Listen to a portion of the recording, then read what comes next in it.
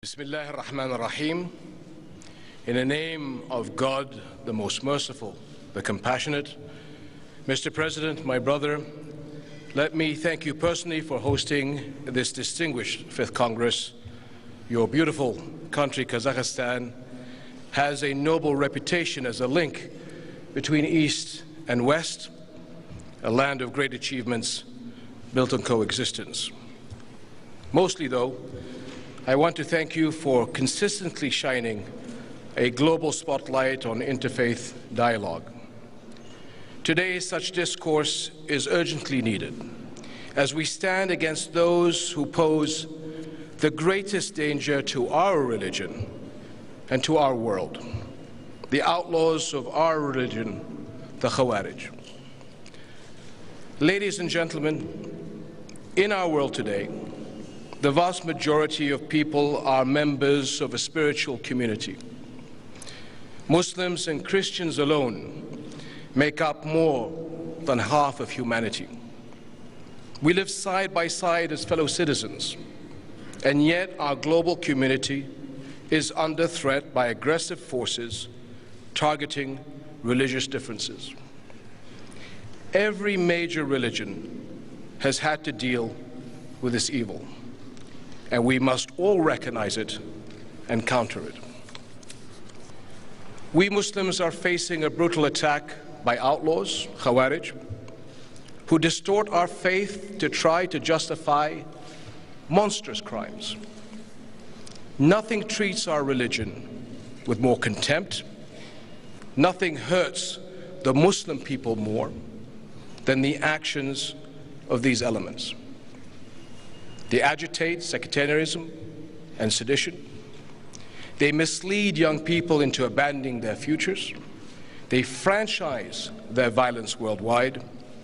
And this violence, whether against Muslims or Christians or minority communities, is utterly condemned by Islam. It is important for everyone to understand that these groups are only a tiny minority of the world's Muslims. 1.5 billion good men and women. But a drop of venom can poison a well. These groups grant themselves a free hand to distort and manipulate the word of God to further their twisted agendas. No Muslim can afford to be or to assume someone else will confront the threat. It is our fight for the sake of our faith and for the sake of our people.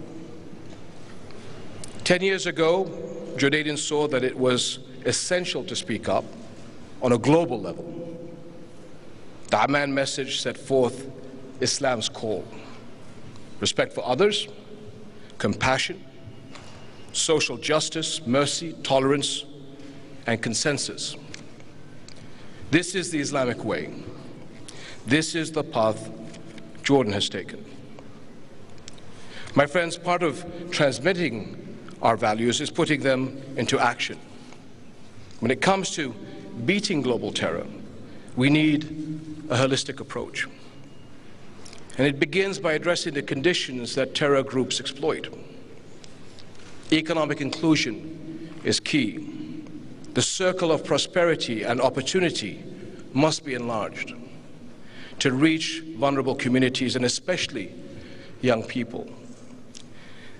There also needs to be an international commitment to relieve suffering in crisis zones and support political solutions that uphold national unity and promote a stable future.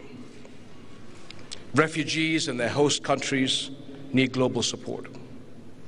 This help sends a critical message that people in need do not stand alone, that we are all neighbors. Why do we make these efforts? Why do we work for peace and justice? The answer is simple. It is our duty.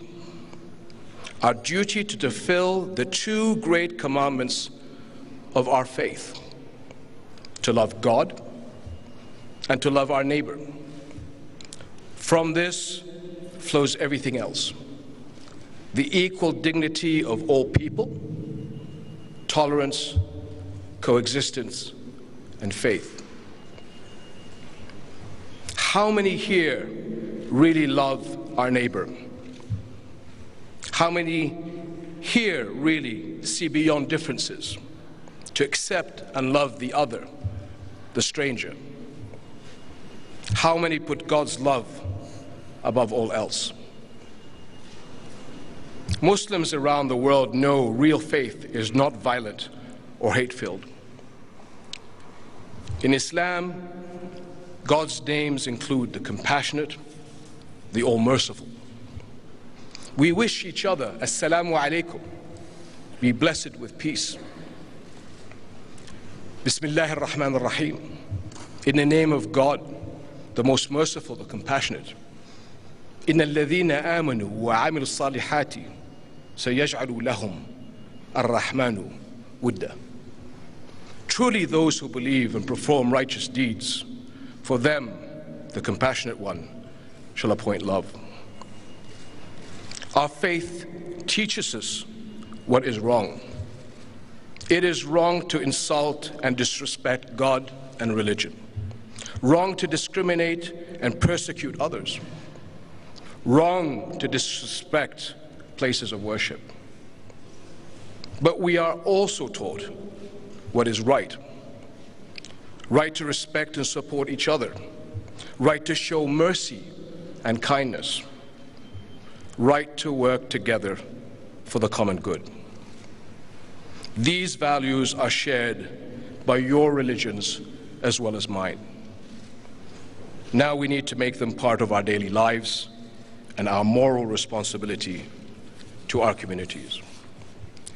You, who are leaders of religion, have a critical role in showing the way and turning this world away from the evils of violence and division.